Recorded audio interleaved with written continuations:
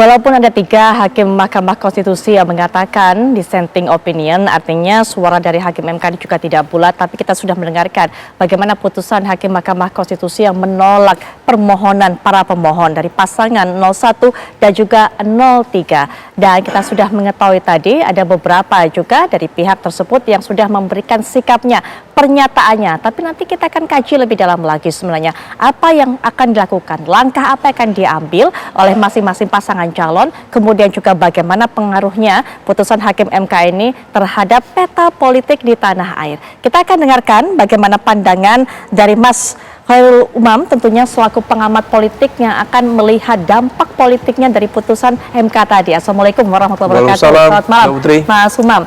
Kemudian juga kita akan mendengarkan suara dari masing-masing pasangan calon yang mewakili dari pasangan 02 ada Bang Martin Lukasi Manjuntak yang sudah hadir bersama kita. Selamat malam Bang Martin. Malam Mbak Putri, malam semua. Baik, dan juga mewakili pasangan 03, tim hukum dari 03 yaitu Pak Abdul Aziz Hakim. Selamat malam Pak Abdul Aziz. Malam. Kemudian juga akan bergabung secara daring memberikan pandangannya juga yaitu Prof. Andi Asrun selaku ahli tata negara. Assalamualaikum warahmatullahi wabarakatuh. Selamat malam Prof. Asrun.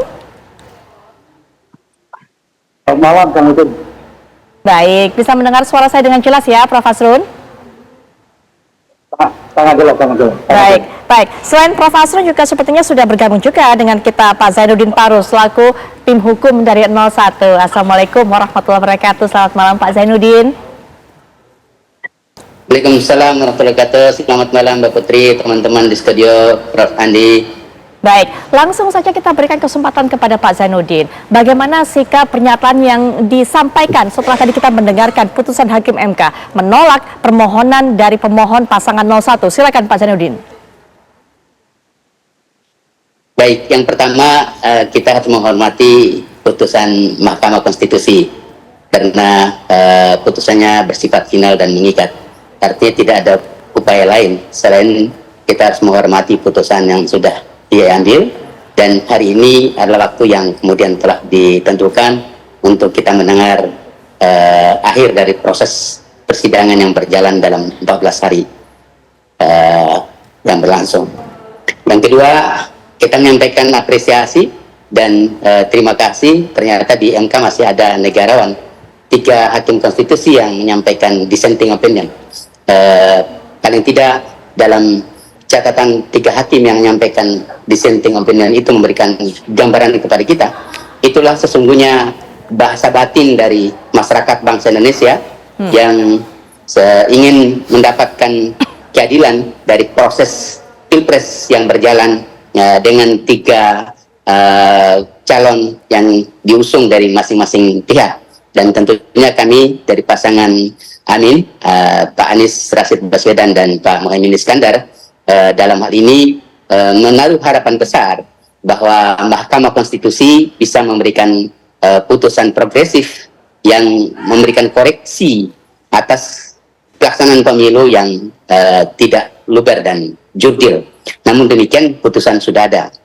Yang ketiga, dari 3 hakim konstitusi yang menyampaikan dissenting opinion, kita mendapatkan beberapa poin penting.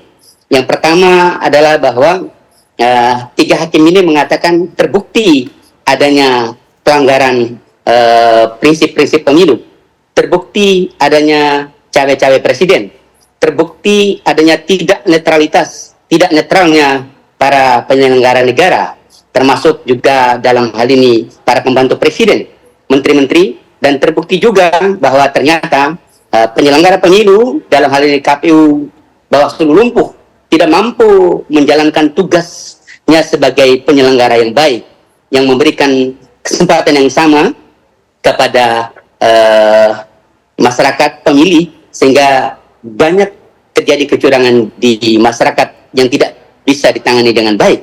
Bahkan boleh dikatakan ada banyak pelanggaran yang diabaikan oleh Bawaslu sebagai wasit yang menengahi sengketa baik yang sifat administratif maupun pidana pemilu yang tidak diselesaikan dengan baik. Dan karenanya kita kemudian bawa ke MK agar MK bisa memberikan jalan tengah yang baik. Nah, oleh karena itu maka putusan hari ini kalau ditanya apa kita harus lakukan, bahwa ini akhir dari sebuah perjuangan politik, tapi bukan juga akhir dari sebuah proses untuk mencari keadilan hukum, tapi bukan berarti akhir dari sebuah perjuangan politik atau kerja-kerja politik, baik sebagai pasangan calon presiden dan wakil presiden Pak Anies Muhaimin, demikian juga partai-partai politik yang tergabung dalam koalisi perubahan. Nah, kita di sisi lain juga upaya kita membawa ke Mahkamah Konstitusi adalah memberikan pendidikan politik sebagai saluran konstitusional agar rakyat itu tidak kemudian bekerja secara liar di masyarakat, yang kemudian mereka mengambil tindakan sendiri yang berakibat pada tidak kondusifnya sistem politik, pertahanan, dan keamanan kita. Baik, ya baik. Pak Abdul Aziz, apakah juga kemudian serupa suara dari 3 hakim dissenting opinion, apakah juga menjadi sedikit pelipur lara walaupun memang permohonannya ini kemudian ditolak oleh para hakim MK? Pak Abdul Aziz, silakan. Ya, makasih. Saya kira ini satu fenomena putusan yang dalam sejarah Mahkamah Konstitusi kita harus berikan apresiasi ya terhadap 3 hakim yang saya kira tiga-tiganya ini seorang guru besar yang sangat representasi untuk mereka menunjukkan soal integritas mereka menunjukkan soal tanggung jawab atau akuntabilitas terhadap nilai-nilai demokrasi dan konstitusi itu. Bagi saya catatan dalam putusan MK ini, di samping kita mungkin bukan soal kalah menang dalam proses putusan ini, tapi kita melihat di sini ternyata kalau kita lihat dalam proses awal tahapan sampai terakhir tadi, ada satu opini yang dibangun terhadap lembaga ini yang saya kira justru mengkredilkan eksistensi lembaga Mahkamah Konstitusi, yaitu bahwa persoalan atau permohonan yang dimasukkan dalam sengketa MK ini adalah bukan kewenangan dia, tapi oleh seluruh hakim Mahkamah Konstitusi 88-nya menyatakan bahwa kewenangan untuk menyelesaikan persoalan ini adalah kewenangan Mahkamah Konstitusi. Saya kira itu disetujui ya. Dan ini kita bantah dan kita membantah dari pihak misalnya 02 maupun pihak terkait menyatakan bahwa ini bukanlah sebuah ranah atau ruang atau kamar kewenangan Mahkamah Konstitusi. Nah, ketika terjadi putusan seperti ini, kita melihat bahwa ternyata bahasa-bahasa atau tuduhan-tuduhan yang disampaikan kepada kami baik di pasangan 01 maupun 03 itu terjawab secara real dalam putusan MK tadi. Bahwa ternyata hari ini dinyatakan oleh dalam putusannya dinyatakan bahwa lembaga atau Mahkamah Konstitusi ini membuktikan bahwa mereka bukan hanya sebagai mahkamah kalkulator yang menghitung-hitung hasil-hasil selisih suara, tapi mereka lebih merepresentasikan bagaimana menggali hukum secara substantif, hukum demokrasi secara substantif, dan itu kita buktikan sekarang ini dalam putusan MK itu. Nah, 3 hakim yang merupakan representasi dari dissenting opinion mereka itu membuktikan bahwa Mahkamah Konstitusi ini diselamatkan oleh 3 hakim dalam proses perselisihan sini, yang oleh ekspektasi publik bahwa nanti akan terjadi beberapa putusan yang sebelumnya akan terjadi lagi sebagai ini mahkamah ini hanya mahkamah kalkulator aja. Tapi hari ini kita dibuktikan, diperlihatkan kepada bangsa, kepada negara bahwa ternyata lembaga ini masih punya roh untuk mengawal sebagai the guardian of konstitusi. Itu ada dalam roh 3 hakim yang menyatakan dissenting opinion itu. Saya kira kita harus apresiasi, sekira harus kita kasih penghargaan dan penghormatan yang besar terhadap 3 hakim ini untuk menyelamatkan demokrasi dan konstitusi Republik ini dalam momentum putusan Mahkamah Konstitusi itu. Saya kira itu poin penting itu. Soal kalau menangkan itu hitung-hitungan ya. Saya kira 5-3 gitu loh. Dan bagi kami dari sisi permohonan, misalnya dalam aspek permohonan baik secara formil tadi saya sudah jelaskan maupun secara pokok permohonan kita itu direpresentasikan oleh 3 hakim dan mereka kabulkan petitum kita, yaitu salah satunya adalah PSU saya kira, baik Prof. Saldi, Prof. Arief maupun Prof. Eni. Yang hari ini kita juga diperlihatkan sebagai sosok seorang perempuan, seorang Kartini saya kira. Tiba-tiba dia memperlihatkan bagaimana dia menyatakan dalam konteks secara substantif mereka membicarakan bahwa memang real terjadi pelanggaran.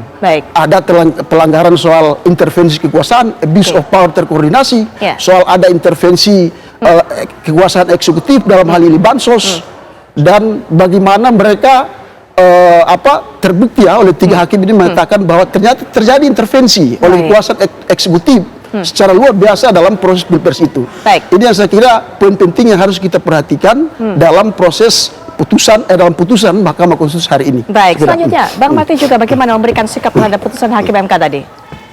Yang pertama ya, setiap awal pasti ada akhirnya.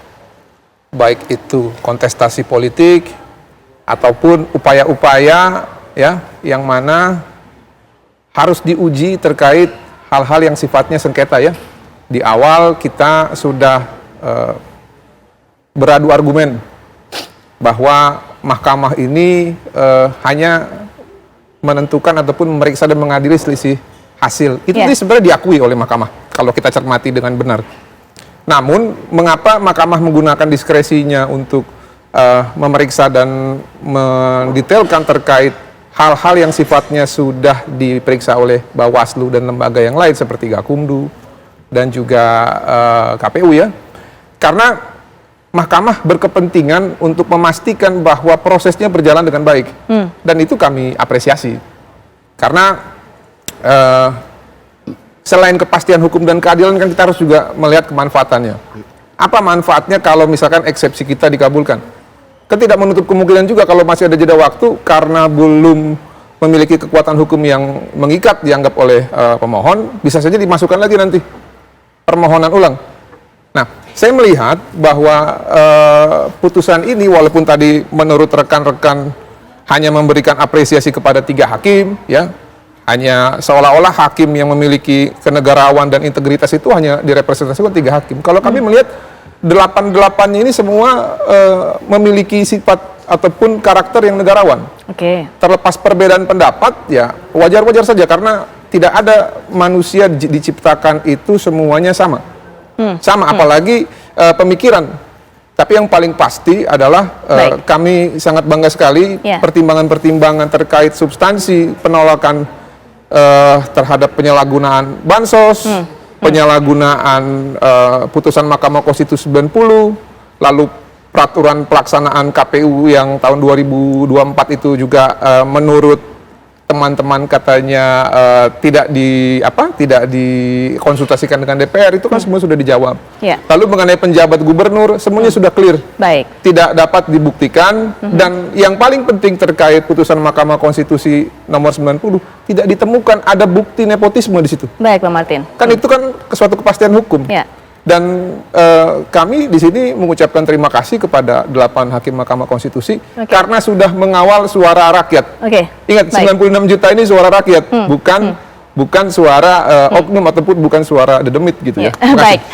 Ini menarik Prof. Asrun dan juga Mas Umam, karena baik pihak 01, 02, 03 yang ditolak maupun juga kemudian yang kita tahu suaranya adalah kemenangan untuk 02, ini semuanya mengapresiasi apa yang menjadi putusan Hakim MK. Bahkan tadi juga memberikan ini pujian kepada 3 hakim yang menyuarakan dissenting opinion. Apakah kemudian Prof. Asrun ini artinya 3 hakim yang menyuarakan dissenting opinion ini menyelamatkan ataupun juga menjaga kredibilitas dari wajah MK di depan publik? Kemudian juga Mas Umam, kalau semuanya memberikan apresiasi, apakah artinya di pentas politiknya semuanya juga akan bergandengan tangan? Karena kok semuanya adem-adem ayam aja setelah putusan Hakim MK ini disampaikan. Nanti kita akan bahas lebih lanjut, tapi setelah jeda kami segera kembali saat lagi.